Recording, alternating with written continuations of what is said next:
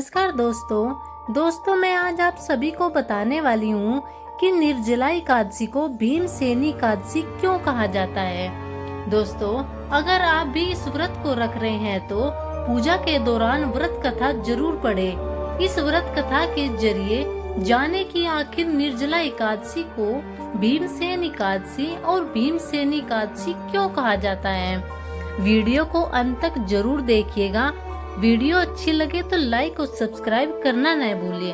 चलिए कथा आरंभ करते हैं। एक बार भीम ने व्यास जी से कहा, हे पितामह, भाई युधिष्ठिर, माता कुंती, द्रौपदी, अर्जुन, नकुल और सहदेव आदि सभी एकादशी का व्रत करने को कहते हैं, परंतु महाराज मैं भगवान की भक्ति, पूजा आदि भी कर सकता हूँ, दान भी दे सकता हूँ, किंतु भोजन किए बिना नहीं रह सकता।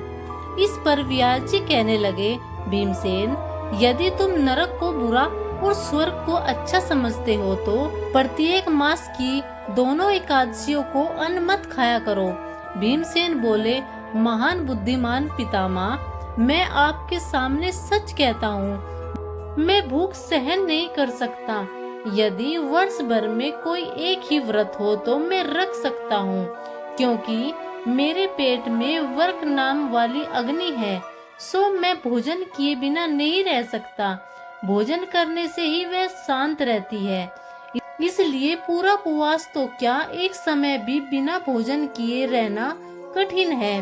अतः आप मुझे कोई ऐसा व्रत बताइए जो वर्ष में केवल एक ही बार करना पड़े और मुझे स्वर्ग की प्राप्ति हो जाए।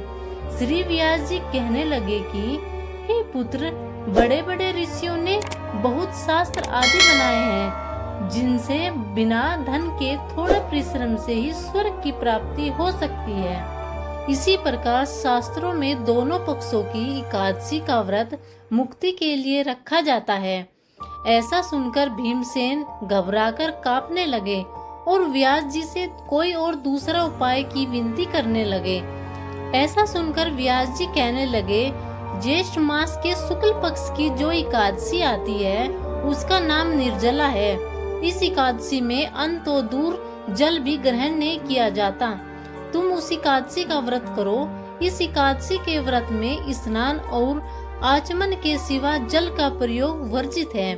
इस दिन भोजन नहीं किया जा सकता और न ही जल ग्रहण किया जा सकता, क्योंकि भोजन करने से व्रत टूट जाता है।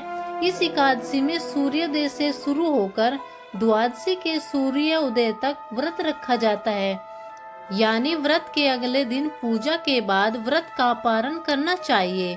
व्यास जी ने भीम को बताया कि इस व्रत के बारे में स्वयं भगवान ने उन्हें बताया था।